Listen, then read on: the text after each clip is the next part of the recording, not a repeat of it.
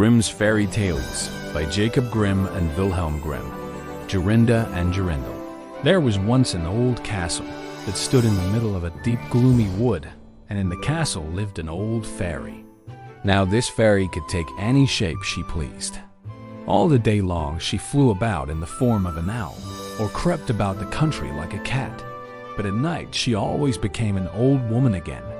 When any young man came within 100 paces of her castle, he became quite fixed and could not move a step till she came and set him free, which she would not do till he had given her his word never to come there again. But when any pretty maiden came within that space, she was changed into a bird, and the fairy put her into a cage and hung her up in a chamber in the castle. There were 700 of these cages hanging in the castle, and all with beautiful birds in them. Now there was once a maiden whose name was Jorinda. She was prettier than all the pretty girls that ever were seen before, and a shepherd lad, whose name was Jorindel, was very fond of her, and they were soon to be married. One day they went to walk in the wood, that they might be alone. And Jorindel said, "We must take care that we don't go too near to the fairy's castle." It was a beautiful evening. The last rays of the setting sun shone bright through the long stems of the trees upon the green underwood beneath, and the turtle doves sang from the tall birches. Jorinda sat down to gaze upon the sun. Jorindel sat by her side, and both felt sad, they knew not why. But it seemed as if they were to be parted from one another forever.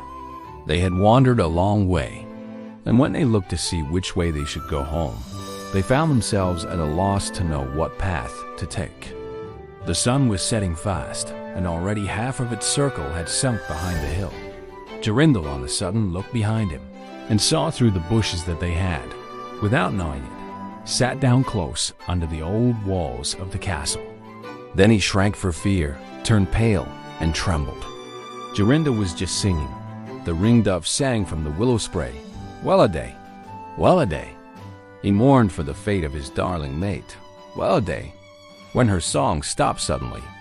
Jorindel turned to see the reason, and beheld his Jorinda changed into a nightingale, so that her song ended with a mournful jug, jug.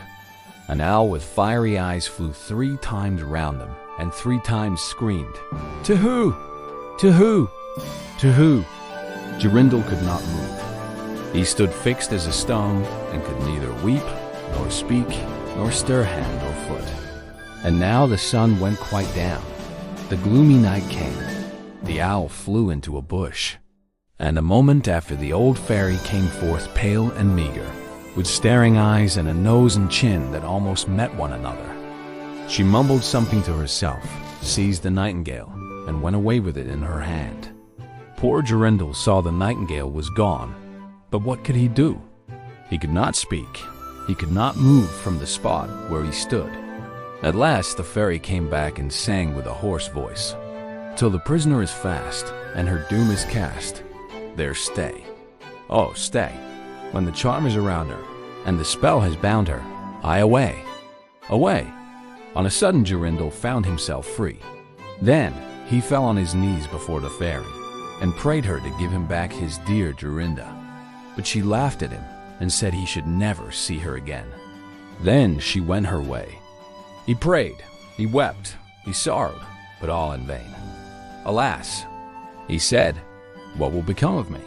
He could not go back to his own home, so he went to a strange village and employed himself in keeping sheep. Many a time did he walk round and round as near to the hated castle as he dared go, but all in vain. He heard or saw nothing of Jorinda. At last he dreamt one night that he found a beautiful purple flower, and that in the middle of it lay a costly pearl. And he dreamt that he plucked the flower and went with it in his hand into the castle, and that everything he touched with it was disenchanted, and that there he found his Jorinda again. In the morning, when he awoke, he began to search over hill and dale for this pretty flower. And 8 long days he sought for it in vain. But on the 9th day, early in the morning, he found a beautiful purple flower, and in the middle of it was a large dewdrop, as big as a costly pearl. Then he plucked the flower and set out and traveled day and night till he came again to the castle. He walked nearer than 100 paces to it, and yet he did not become fixed as before, but found that he could go quite close up to the door. Jorindel was very glad indeed to see this. Then he touched the door with the flower, and it sprang open, so that he went in through the court and listened when he heard so many birds singing.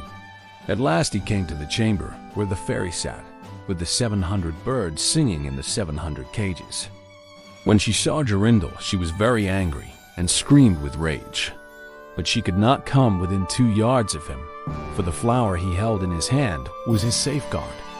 He looked around at the birds, but alas, there were many, many nightingales, and how then should he find out which was his Jorinda?